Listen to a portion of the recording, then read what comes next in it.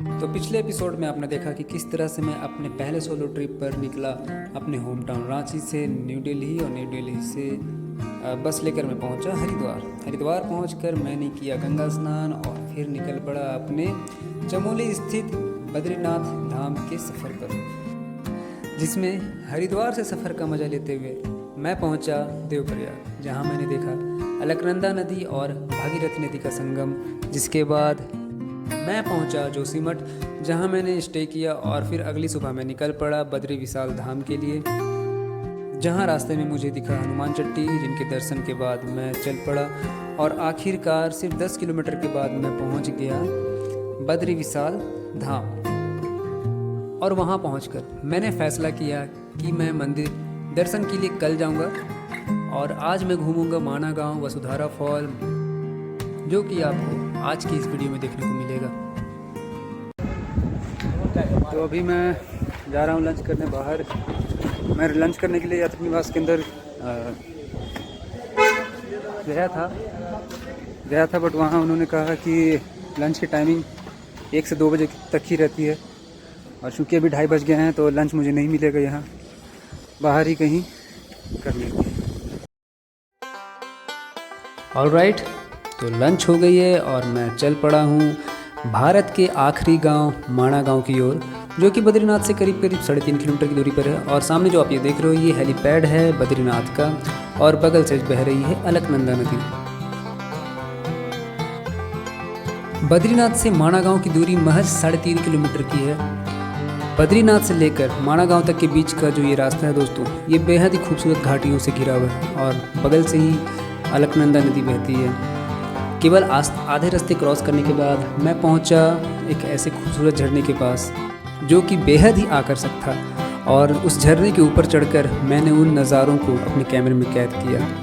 आप भी देखो कैसा था वो नज़ारा, और महसूस करो उस झरने के वेग को, उस पवित्रता को, उस ऊर्जा को।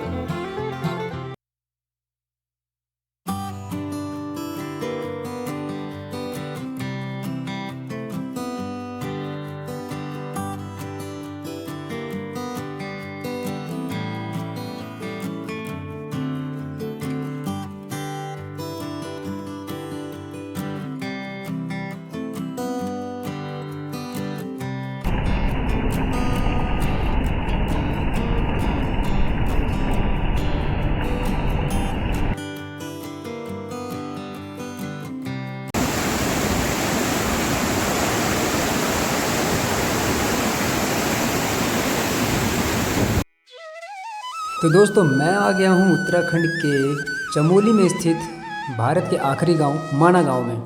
और ये जितना छोटा और प्यारा सा गांव है, उतने ही स्वीट है इस जगह के, इस गांव के लोग। और इस गांव के लोग अपनी जीविका के लिए छोटे मोटे लघु उद्योग का सहारा लेते हैं, जबकि ये गांव बसा है समुद्र तल से 10,133 फीट की ऊंचाई पर। इसी गांव में दोस्तों थोड़ी थोड़ी दूरी पर ही गणेश गुफा और व्यास गुफा है, जिसके बारे में आपको विस्तार से मैं आगे बताता हूँ। तो दोस्तों गणेश गुफा में गणेश भगवान के दर्शन करने के बाद मैं पहुँचा व्यास गुफा, जिसकी अलौकिक मान्यताओं के बारे में मैं आपको विस्तार से बताता हूँ। जब मैं गुफा के अंदर गया, वहाँ पंडित जी कथा सुना रहे थे। उनके अनुसार उस गुफा में 4 मूर्तियाँ हैं। पहली है विष्णु भगवान की, दूसरी है वेद व्यास जी की, तीसरी वेद व्यास जी के पुत्र श्री सुखदेव मुनि जी की मूर्ति है। और सुखदेव जी के बारे में ऐसी कथा है कि वो 12 साल तक अपनी माँ के गर्भ में रहे, क्योंकि उनकी जिद थी कि जब तक वो श्री कृष्ण भगवान के दर्शन नहीं कर लेते वो जन्म नहीं लेंगे। तो श्री कृष्ण भगवान ने उन्हें गर्भ में ही दर्शन दिया, जिनके बाद उनका जन्म हुआ, और बिना नामकरण के ही वो फिर जंगल में चले गए। और चौथी मूर्ति जो है वो है श्री वल्लभाचार्य जी की, जो कि सन 1545 ईस्वी में उस गुफा में वेद व्यास जी को ढूंढते हुए पहुँचे थे। और वे ऐसे आखिरी व्यक्ति थे जिन्हें वेद व्यास जी के साक्षात दर्शन हुए थे। ये जो गुफा है दोस्तों, ये किसी चट्टान से निर्मित नहीं हुई है, बल्कि भोजपत्र के न जाने कितने पन्नों से ये निर्मित हुई है। और इसी गुफा में बैठकर वेद व्यास जी ने 17 पुराणों की, महाभारत की, गीता की और 4 वेदों की रचना की थी। इस गुफा के ठीक बगल में ही है ये भारत की अंतिम कह लो या पहली चाय दुकान। ये हर्बल चाय है यहाँ की, माना गांव की। इसमें तुलसी और क्या बताया आपने? मिर्चापुर। ये फूल होता है ना? 2 तरह के फ्लावर मिक्स हैं। तो शायद मैंने इसे देखा है, ये पहाड़ों पर कहीं भी आसानी से मिल जाते हैं ना? आसानी से तो नहीं मिलता, ये ओनली नहीं मिलता है हमारा। माना गाँव में केवल मिलता है। ठीक है कि ये भी दे दो आप। और ये क्या लकड़ी? नज़र पट्टू। ये क्या होता है? अच्छा, तो घर में, अच्छा, ये मतलब नेगेटिव एनर्जी को दूर करता है ये। तो इस वक्त मैं पहुंचा हूं सरस्वती मंदिर, सरस्वती नदी के ठीक पास में है ये। और कहते हैं कि सरस्वती नदी केवल और केवल माना गांव में ही दिखती है। नदी के इस वेग को, इस ऊर्जा को, इस अनुभूति को शब्दों में बयां करने की कोशिश करता हूँ। एक ऊर्जा है जो यहाँ बैठने से तन और मन को मिलती है। जिस तरह से नदी बह रही है और जो बहने की ये अवस्था है, जो भाव है, उसमें स्वतंत्रता है, उसमें एक जोश है, एक खुशी है, एक लड़कपन है जो बताता है कि यदि किसी तत्व में जान फूंक दी जाए तो वो ऐसे बहेगी। हर घाट का, सैकड़ों पहाड़ का, नदी नालों का, झरनों का पवित्र जल लेकर सबकी शक्ति के साथ एक साथ बह रही हो, मानो सब एक धुन पर सवार हो। ये धुन तो किसी इंसान के बनाए गए वाद्य यंत्र की नहीं है, ये तो उसकी सरगम है। मानो उसी के रचे हुए संसार को संगीत चाहिए। ये जो सीढ़ी है दरअसल ये भीम पुल है, आपको वहाँ से मैं दिखाऊंगा। और सरस्वती नदी यहाँ से बहती हुई इधर से जाती है। ये नदी आगे जाकर अलकनंदा नदी में मिलती है। ये जो चट्टान आप पुल की तरह देख रहे हो, दरअसल ये भीमशिला है। हमारे सनातन धर्म में स्त्रियों को लांघना पाप माना जाता है। तो अपने स्वर्गारोहण के मार्ग में सरस्वती नदी को पार करने में जो बाधा आई, उसे देखते हुए भीम जी ने ये शिला उठाकर नदी के ऊपर रख दी और उसके बाद वो अपने स्वर्गारोहण के मार्ग में आगे बढ़े। तो दोस्तों, ये माना गांव का आखिरी छोर है और इस स्वर्गारोहण मार्ग के आगे करीब 5 किलोमीटर दूर वसुधारा फॉल है, जिस ओर मैं चल पड़ा। और मैं तो थक गया चलते चलते। ये पहाड़ बहुत ही खूबसूरत से है। लाइफ में पहली बार पहाड़ों पर इतनी लंबी ट्रैकिंग कर रहा था, इसलिए मैं बहुत जल्दी थक जा रहा था और जगह जगह रुक कर आराम कर रहा था। आमतौर पर हमारे देश में घूमने का अर्थ थोड़ा गलत लगाया गया है। जितना हो सके A to Z जगह देख लो, जितना हो सके लपेट लो। मगर घूमने का वास्तविक अर्थ तो ठहराव में है, उस जगह पर रुक कर उन नज़ारों को दिल की नज़रों से देखने का।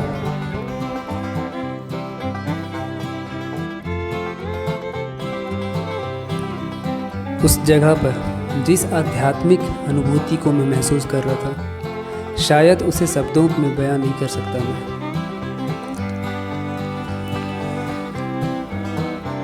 उस जगह पर बैठकर बार बार मन में ये ख्याल आ रहा था कि क्या ये हकीकत है, क्या मैं सचमुच उस जगह पर हूँ जिस जगह पर जाने के मैं सपने देखा करता था, जिनके दर्शन करने के मैं सपने देखा करता था। मैं उस समय उस जगह पर था और मन में साथ ही साथ ये भी ख्याल आ रहा था कि ये लम्हे कहीं तेज़ी से ना निकल जाएं, जिन्हें बाद में मैं याद करूं बैठकर। सच बोलूं, ये ट्रैकिंग सच में आसान नहीं होती। हालत ख़राब हो गई है चलते चलते। सिर्फ और सिर्फ चढ़ान है। मेरे को तो लग रहा है हेमकुंड नहीं जा पाऊँगा, वो तो और भी हाई एलिवेशन पर है। और एक बात, पहाड़ों पर देखने से लगता है कि हाँ, चल लूँगा, चढ़ लूँगा, कर लूँगा, लेकिन होता नहीं है यार। रास्ते देखने से लगते हैं ज़रूर कि छोटे से हैं, लेकिन जब चलो और चढ़ोगे तब जो हालत हो जानी है इसका तो कोई जवाब ही नहीं है यार। बाकी खूबसूरत नज़ारे आपके सारी थकान को मिटा देते हैं। और ये झरने, कहीं झरने देखने को मिल रहे हैं बड़े ही खूबसूरत से, और कहीं पर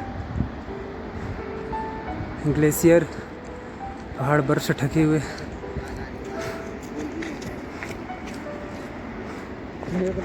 वसुधारा फॉल यहाँ से अभी भी 1.5 किलोमीटर करीब।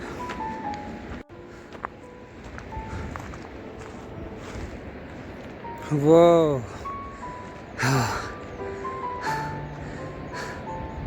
नीलकंठ पर्वत की चोटी के दर्शन।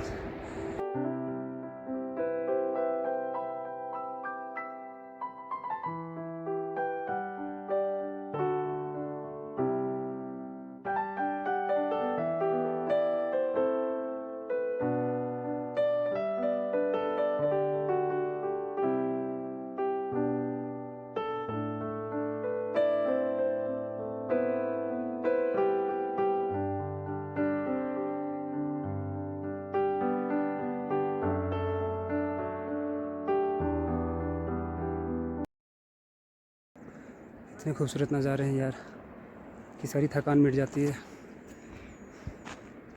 ट्रैकिंग करने का अलग ही मज़ा है। सच पूछो तो किसी पहाड़ी एरिया में अगर ट्रैकिंग नहीं किया तो क्या किया, मज़ा नहीं आने वाला वैसे बिना ट्रैकिंग का। थकान ज़रूर होगी लेकिन अगर आप फिट हो तो भैया सोचने वाली, डरने वाली कोई बात ही नहीं। हाँ, आखिरकार वसुधारा फॉल पहुंच गया मैं। सामने नज़ारा और भी खूबसूरत।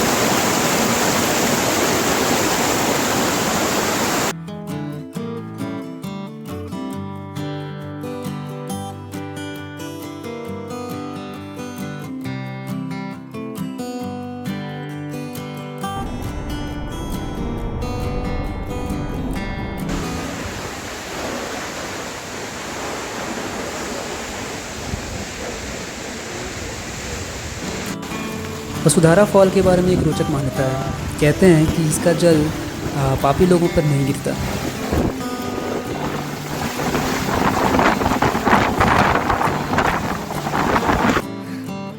यार वसुधारा फॉल के बिल्कुल करीब जाकर मैं वापस आ रहा हूँ पूरा और पूरी तरह से भीग गया। देख रहे हो आप। माना गांव से वसुधारा फॉल की ओर मैं करीब शाम 4 बजे चला था और शाम 6:30 बजे मैं पहुंचा था वसुधारा फॉल, जिसके बाद सिर्फ 2 मिनट वहां रुका और वहां से फिर चल पड़ा वापस माना गांव की तरफ। अभी भी मैं नीचे बद्रीनाथ मंदिर तक पहुंचने में अभी भी करीब 3 किलोमीटर दूर हूँ और अंधेरा होने वाला है। मेरे आगे जो ये 2 बंदे जा रहे हैं, ये लोकल हैं यहाँ के। इन्होंने कहा कि यहाँ लेपर्ड भी देखने को मिल जाता है। छोटे छोटे बिना पूँछ वाले चूहे हैं, देखने में खरगोश जैसे लगते हैं। मेरे लोग आ रहे हैं, लेकिन समझदारी इसी में है कि जल्द से जल्द नीचे उतरा जाए अंधेरा होने से पहले। वसुधारा फॉल जाकर सारी थकान तो मिट गई, लेकिन थोड़ा देर हो गया नीचे उतरने में। वैसे मैं 6:30 बजे पहुंचा था, करीब 4 बजे निकला था माना गांव से ट्रैकिंग करते हुए वसुधारा फॉल्स की ओर, लेकिन वहां पहुंचा मैं 6:30 बजे और निकला वहां से तो अभी बज रहे हैं करीब 7:45। अंधेरा होने को है पूरी तरह से, और पूरी तरह से अंधेरा हो रहा माणा गांव।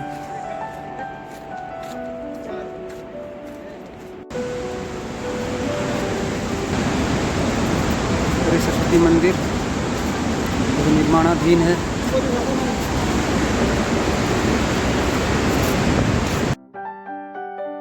और फिर वसुधारा फॉल्स से नीचे माणा गांव आते हुए मुझे बज गए पूरे के पूरे 8, और फिर वहाँ से मैं गया सीधा बद्रीनाथ मंदिर दर्शन के लिए। और पुल पर पहुंचकर मैंने देखा पवित्र अलकनंदा नदी को, जिसका वेग काफ़ी तेज था।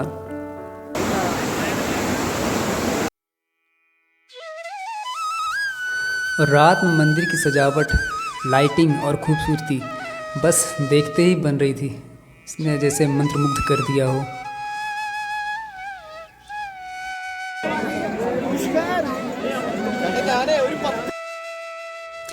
मंदिर के गर्भगृह में बद्री विशाल जी के दर्शन के बाद बाहर मंदिर परिसर में आपको आदि शंकराचार्य जी की मूर्ति, उसके अलावा लक्ष्मी जी की मूर्ति, हनुमान जी की मूर्ति और भी कई देवी देवताओं की मूर्ति आपको देखने को मिलेगी, जिनके भी आप दर्शन कर सकते हो। साथ ही मंदिर के थोड़ी ही बाहर में आपको तप्तकुंड देखने को मिलता है, जो कि पुरुषों के लिए अलग और महिलाओं के लिए अलग बना हुआ है।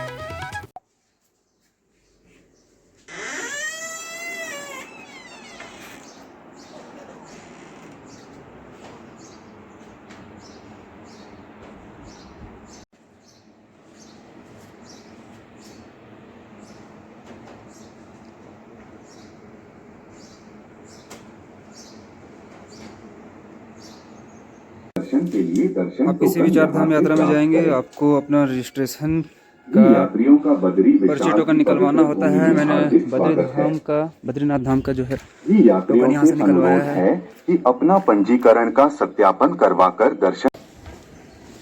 इस वक्त सुबह के 6 बज रहे हैं और ये मुख्य मार्ग है जो मार्केट से होते हुए जाते हैं मंदिर की ओर। लेफ्ट साइड में मंदिर है और ये सामने मंदिर। क्राउड देखिए कितना भीड़ है। सुबह 6 बजे ही लोग दर्शन करने के लिए पहुंच चुके हैं।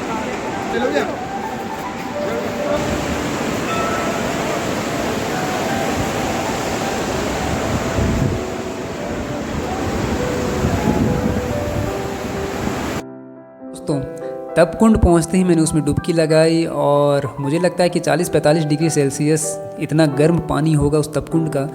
जबकि ये बड़ी ही चमत्कारी बात है कि ग्लेशियर से इतना बर्फीला पानी जो कि गंगा नदी अलकनंदा नदी में बहकर आती है, जबकि उसके ठीक बगल में ही ये तपकुंड है जिसका पानी इतना गर्म है।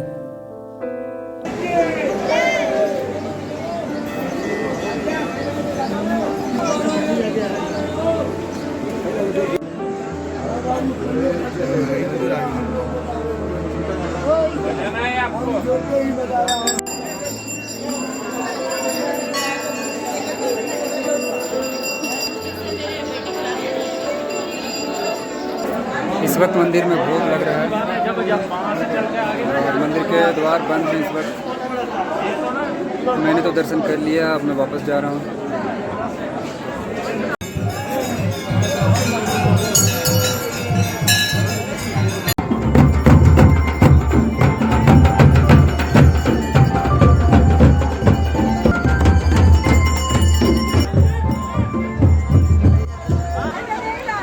तप्तकुंड के पास में ही ये चंदन का लेप तैयार होता है जो कि बद्री विशाल भगवान को चढ़ता है।